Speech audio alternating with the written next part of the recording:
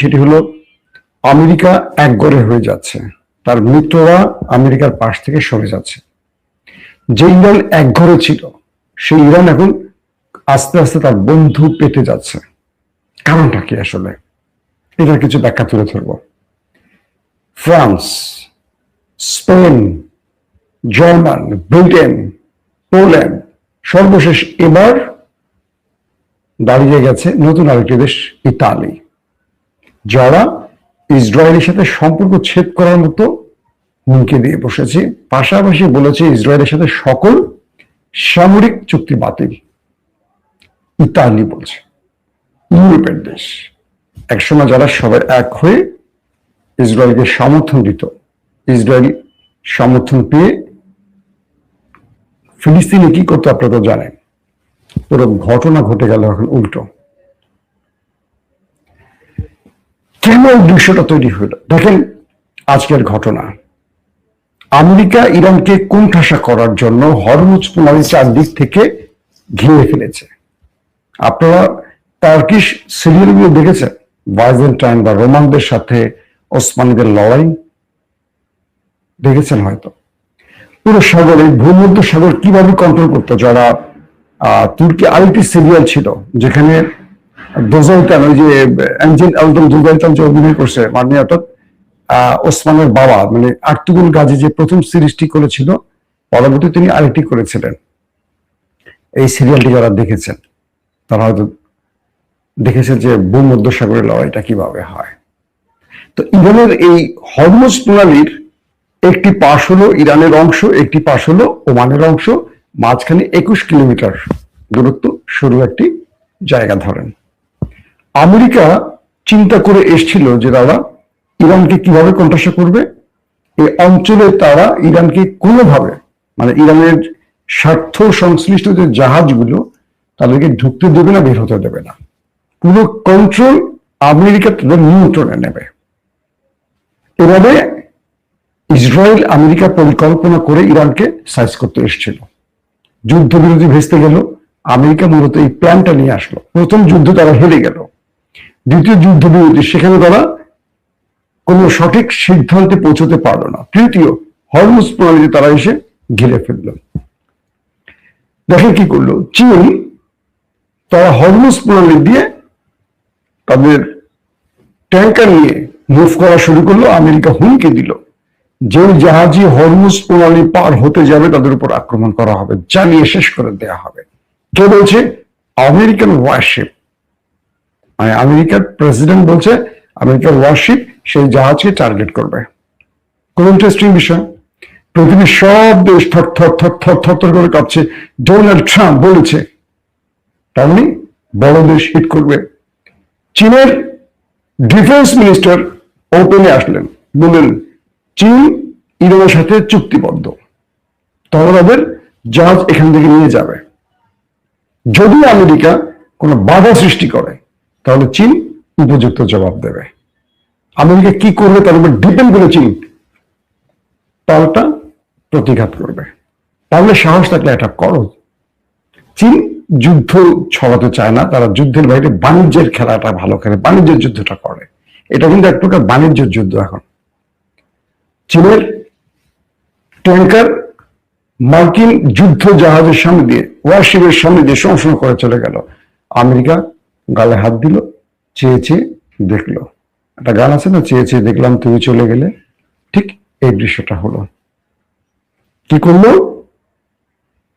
আমেরিকার জাহাজ চট্টগ্রাম দিয়ে মাঝদি দিয়ে চলে গেল, নাকি মাঝপাড়া দিয়ে চলে গেল, নাকি হালি শহর দিয়ে চলে গেল, নাকি বাঁশখালী দিয়ে চলে গেল বলেন। দুর্দান্ত ভাবে হরমুজ প্রণালী দিয়ে চলে গেল। কিচ্ছু করলো না আমেরিকা, কিছু করতে পারলো না, সাহস পেল না। ওরা ভেবেছিল যে আমরা ভয় দেখি ওদেরকে আটকে ফেলবো, চীন সেটা করলো। রাশিয়ান জাহাজ হরমুজ প্রণালী পার হয়ে চলে গেল। গল্প এখানে শেষ, চলেন বাসা যায় না। কিছুক্ষণ আগে সবচেয়ে বড় খবরটি কি জানেন? কিছুক্ষণ আগে সবচেয়ে বড় খবরটি হলো ইরানের 4টি জাহাজ হরমুজ প্রণালী দিয়ে তার পোর্ট থেকে ছেড়ে চলে গেল, হরমুজ প্রণালীর উপর দিয়ে। আমেরিকা সেই জাহাজ দেখলো, আমেরিকার কন্ট্রোল রুম বললো ইরানের জাহাজ আসছে, ইরানের জাহাজ আসছে, কন্ট্রোল রুম, ওয়ারশিপ 00... ইরানের জাহাজ আসছে, অডিও রেকর্ডে। আমেরিকার সেনারা আতঙ্কে পড়ে গেল, আরে আল্লাহ রে আল্লাহ, ইরানের জাহাজ কি আমাদের মারতে আসতেছে না অন্য কোনো কাহিনী করতে আসছে? ইন্টারেস্টিং ব্যাপার, মার্কিন যুদ্ধ জাহাজ বসে বসে দেখলো ইরানের জাহাজ চারটে জাহাজ সেখান থেকে চলে গেল।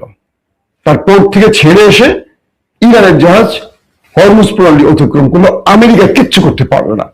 খেলা বুঝে গেছেন আপনারা কোথায় গিয়ে খেলাটা ঠিক গেছে এখন? যে ইরানকে আটকে রাখার জন্য আমেরিকা এসেছিল, সেই আমেরিকার নাকের ডগা দিয়ে ইরানের জাহাজ পোর্ট থেকে হরমুজ প্রণালী পার হয়ে চলে গেল, কিচ্ছু করতে পারলো না আমেরিকা। তার মানে কি, আমেরিকাকে বৃদ্ধাঙ্গুলি দেখিয়ে চলে গেল সবাই। আমেরিকা যে হুমকি দিল কাগজে বাঘ, আমেরিকা এখন সবার কাছে একটা হাস্যরসে পরিণত হয়েছে। ইতালির প্রধানমন্ত্রী নারী, প্রধানমন্ত্রী মেলানিয়া কি বলেছে জানেন? যে তারা ইসরায়েলের এই যুদ্ধটাকে অবৈধ এবং অযৌক্তিক বলছেন। তারা বলছেন লিবাননের উপর যা হচ্ছে এটা অযৌক্তিক, অন্যায়, ইরানের সাথে যেটা হচ্ছে একই। এবং তিনি বলছেন ইসরায়েলের সাথে তাদের সামরিক চুক্তি আর রিনিউ করা হবে না। 2003 থেকে যে চুক্তিটি শুরু হয়েছে এটি স্টপ। তারা ইসরায়েলের সাথে তাদের সকল সামরিক চুক্তি স্থগিত করে দিয়েছে। ফ্রান্স, জার্মান সহ কয়েকটি দেশ, ইউরোপের মোড়লরা এই কাজটি করেছে। এবার ইতালি যুক্ত হয়েছে। তার মানে কি, ট্রাম্প যে বলেছিলেন নতুন করে যুদ্ধবিরতির পর যে তার সাথে ন্যাটোর কথা হয়েছে, ইউরোপের রাষ্ট্রগুলো তার পাশে দাঁড়াবে এমন কথা বলেছে, শেষ পর্যন্ত আমরা কি দেখলাম? ইউরোপের রাষ্ট্রগুলো আস্তে আস্তে ইরানের দিকে আসছে আর আমেরিকা এক ঘরে হয়ে যাচ্ছে। এমন একটা পরিস্থিতি তৈরি হয়েছে যে বিশ্বের মানে ওয়ার্ল্ড অর্ডার যেটাকে আমরা বলি পুরোটাই পরিবর্তন করে ফেলছে ইরানের যুদ্ধে। দুটো ব্যাখ্যা আসছে। এক, আপনি যখন ভয় পাবেন তখন যে কেউ আপনার সাথে মোড়লগিরি করবে। ধরেন ছাত্রদল বা যুব দলের, আগে তো ছিল ছাত্রলীগ আর ছাত্র কি বলে লীগ আর যুবলীগ, এখন ছাত্র দল আর ছাত্র দল আর ছাত্রলীগ, নাকি ছাত্র দল আর যুব দল। কোনো একটি দোকানে গিয়ে ব্যবসা প্রতিষ্ঠানে যাবে 4-5 জন নিয়ে, কালকে থেকে তুই আমাদের চাঁদা দিবি, আপনি বলবেন জি ভাই দিয়ে দিব। দেখবেন আরেকদিন আরেকজন যাবে, আরেকজন যাবে, আপনি চাঁদা দিবেন আর তারা আসবে। আপনি 5 জনকে নিয়ে বলেন তোকে চাঁদা দিব, কে, কেন, তুই কে তোর চাঁদা দিব, হ্যাঁ তোকে দিবি, কিন্তু জাস্ট ক্যাশ থেকে দুটো রডের পাইপ বের করবেন, দৌড়ে দিবেন, উঠে পড়ে দৌড়। ওই যে দেখেন গণমাধ্যমে হঠাৎ করে দেখলাম আমাদের মানবিক ডাক্তারের সেখানে চাঁদাবাজি করতে গিয়ে যুবদল নেতা এখন সে আমাদের দলের কেউ না। যখন আপনি ধলাইটা দিতে পারবেন তখন দলই বলবো আমাদের দলের কেউ না। বুঝছেন বিষয়টা? পরাজিত ব্যক্তিদের সাথে কেউ থাকে না। আপনারা যখন ভয় পান তখন সবাই হিরো হয়ে যায়। ধরেন আমাদের সালাউদ্দিন রে, বিএনপির এখন প্রধানমন্ত্রী, আচ্ছা বিএনপির প্রধানমন্ত্রী কে এখন, সরি নামটা মনে পড়ছে না, বিএনপির প্রধানমন্ত্রী কে এই মুহূর্তে? দর্শক একটু কমেন্ট করেন তো। সালাউদ্দিন, ও তারেক রহমানের এখন পর্যন্ত কোনো বক্তব্য আমি শুনিনি। এইভাবে বসে থাকেন আর টেবিল চাপড়ান, সব কথা আমাদের একমাত্র স্বরাষ্ট্রমন্ত্রী, আইনমন্ত্রী, শিক্ষামন্ত্রী, হ্যাঁ, গৃহাণমন্ত্রী, যুবমন্ত্রী, খেলামন্ত্রী, মন্ত্রিত্ব করা বাংলাদেশে একটু বলতে হবে আমাকে, আমি তো বাংলাদেশের খবর কম জানি। বাংলাদেশের A to Z সবগুলি মন্ত্রী একজন। উনি শিলংয়ে গিয়ে পিএইচডি করেছিলেন, শিলংয়ে পিএইচডি করে সব মন্ত্রিত্বের উপর গবেষণা করে আসছেন, এখন সব ফর্মুলা উনি একাই দেন। আওয়ামী লীগকে ডোবানোর জন্য কয়েকটা মন্ত্রী ছিল না? কেন যেন মনে হয় বিএনপিকে ডোবানোর জন্য মোটামুটি 2-1 খুবই যথেষ্ট। শিক্ষামন্ত্রীকে আজকে দেখলাম বাচ্চাদেরকে শেখাচ্ছেন স্কুলে বসে বসে জাইমা রহমানের সাথে রাজনীতি করা। তিনি জাইমা রহমানকে বড় করেননি, তিনি বিএনপিকে পচানো, জাইমা রহমানকে পচানোর কৌশল এই কাজটি করে। জাইমা রহমান বা তারেক রহমানের শিক্ষাটি তাকে দেয়নি এহসানুল মাহবুবকে, আমাদের শিক্ষামন্ত্রীকে। এটা দালালি করা, এটা চামচামি করা, বুঝতে পারছেন? এই দেশটা চামচামি দালালির মধ্যে আছে বলেই দেখেন আজকে তেলের সংকট, এত তেল দেয় তারপর তেলের সংকট। এই তেলগুলো আমাদের গাড়িতে ঢেলে দিলে তো আমাদের একটু সাশ্রয় হয় রাজনৈতিক দলগুলোকে না দিয়ে। তো বিষয়টা হলো কি, ইরান যখন ধোলাইটা শক্তভাবে দিছে দুটো দেশকে, গালফ সহ, তখন পৃথিবী মনে করছে আরে আল্লাহ আমেরিকা তো মারা যায়, চাইলে তো আমেরিকার বেজুয়ে দেওয়া যায়, আমরা কেন ভয় পাইছি? ইরানের চেয়ে আমাদের কাছে তো আরো বেশি পাওয়ারফুল অস্ত্র আছে। ধরেন পাকিস্তানের এয়ারফোর্স ইসরায়েলের সাথে লড়তে গেলে ইসরায়েল 24 ঘন্টা পরে দাঁড়াতে পারবে না। পাকিস্তানের এয়ারফোর্সের কাছে ভারতে কাবু হয়ে যায়, জানেন? ইরানের কিন্তু খুব স্ট্রং এয়ারফোর্স নাই, ওদের মিসাইল আর ড্রোনের খেলাই মোটামুটি কাহিনী। পাকিস্তানের এয়ারফোর্স পাকিস্তানের কাছে নিউক্লিয়ার আছে, আরো দুর্দান্ত মিসাইল আছে।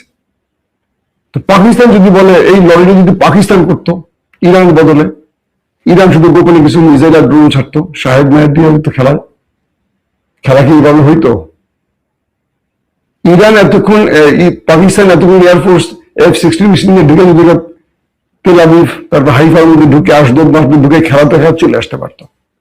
তো বিষয়টা হলো পাকিস্তান বলি বাংলাদেশ বলি এরা ভয় করে কাঁপে। এই কাঁপাকাঁপি করতে করতে তারা আসলে ঠিক বুঝতে পারে না যে মুসলমানদের মেরুদণ্ড ভেঙে যাচ্ছে ভয়। তো ইরান এই ভয়টাকে জয় করে ফেলেছে। এখন চীন বলতেছে ইরান যদি পারে, আমি এত বড় সুপার পাওয়ার, আমার তো সব আছে, আমি কেন ভয় পাবো? হ্যাঁ চল। রাশিয়ারও বলছে চলো। এখন দেখবেন কালকে দিকে অন্য, আজকে ইরানের 4টা জাহাজ চলে গেছে, এখন দেখবেন আমেরিকার এই খেলা শেষ। আমেরিকার এই দ্বিতীয় না তৃতীয় স্টেজে আমেরিকা যে মোড়লগিরি করতে এসেছিল, চারদিক থেকে ওয়ারশিপ দিয়ে ঘেরাও করা, সে খেলাও শেষ। ইরান সে খেলাও শেষ করে দিয়েছে। এখন গোপনে ট্রাম্প আবারও আলোচনায় বসতে চায় ইরানের সাথে। ট্রাম্পের ইজ্জত পুরা ফালুদা হয়ে গেছে। আজকে ফালুদা খাইছি ভাই, গলা ব্যথা করতে, বুঝছেন? এই জন্য ফালুদার কথা মনে পড়ছে। ট্রাম্পের ইজ্জত পুরা ইরান ফালুদা করে ফেলছে। কি করবে এখন?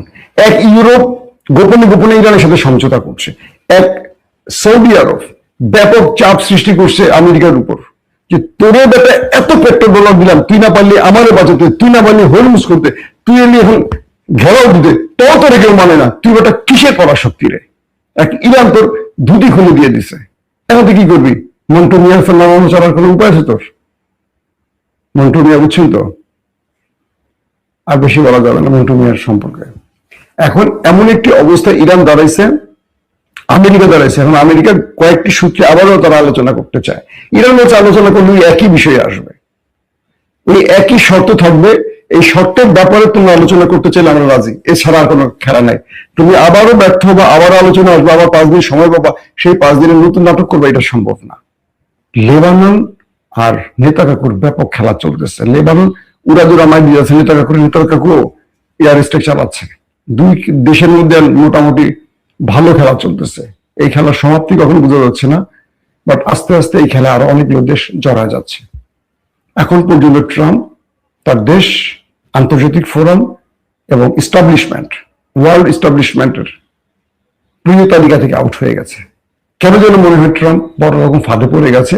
ইরানের রেজিম চেঞ্জ ঘটাতে এসে এখন আমেরিকা ইসরায়েলের রেজিম চেঞ্জ ঘটে যায় কিনা দেখেন। পাশাপাশি চীন আজকে 4টি শর্ত আমেরিকাকে দিয়ে দিয়েছে, যে তুমি যদি যুদ্ধ বন্ধ করতে চাও এই এই বিষয়গুলোকে মেনে নাও। একটা হলো পিস, একটা হলো রুল অফ ল, মানে আমেরিকাকে শিখাইছে যে তোমাকে শান্তি মেনে নিতে হবে, আইনের শাসন মেনে নিতে হবে। তুমি কারো দেশ দখল করবা, আবার তুমি কারো হয়ে দালালি করবা, তুমি একটা দেশে আক্রমণ করে স্কুলে বাচ্চা মেরে ফেলবা, আবার তুমি কাউকে টোল আদায় করতে দিবা, ইরানকে দিবা না, এটা না, আইনের শাসন আনতে হবে। এরকম 4টি ধারা চীন আমেরিকার ফর্মুলা ঢেলে দিয়েছে। এখন আমেরিকা কি করবে শেষ পর্যন্ত সেটা আমাদের দেখার বিষয়। দর্শক, সফরের মধ্যে ভিডিওগত বা কোয়ালিটিগত কোনো পরিবর্তন থাকতে পারে, এটার জন্য ক্ষমা করবেন, চলতে থাকবে। আর আপনাদেরকে আমি বলি যে আমাদের একটা স্পেশাল চ্যানেল আসতেছে, ওপেন ভিউ টিভি। এখানে আমরা দুর্দান্ত কিছু এক্সক্লুসিভ স্টোরি আকারে নিয়ে আসবো। একদিকে ভিডিও থাকবে, সেটা ডকুমেন্ট থাকবে এবং দুর্দান্ত প্রেজেন্টেশন থাকবে, এডিটিং সবকিছু মিলে। এটা একটা আমাদের টিমই কাজ করতেছে, ওপেন ভিউ টিভি। আপনারা একটু সাবস্ক্রাইব করে রাখতে পারেন ইউটিউব, ফেসবুকে। ইনশাআল্লাহ আপনাদেরকে নতুন চমক দিবে খুব শীঘ্রই থেকে। ওই কাজেই আমি এখন সফরে আসছি। ওই কাজটা শেষ করার পর আপনাদেরকে আমরা আলাদা কিছু কি বলবো ডকুমেন্টেশন বা ওয়ার্ল্ড নিউজের যে দুর্দান্ত কিছু মেসেজ পৌঁছে দেওয়ার চেষ্টা করব। এখনকার মতো বিদায় নিচ্ছি, প্রত্যেকে ভালো থাকবেন। আল্লাহ হাফেজ।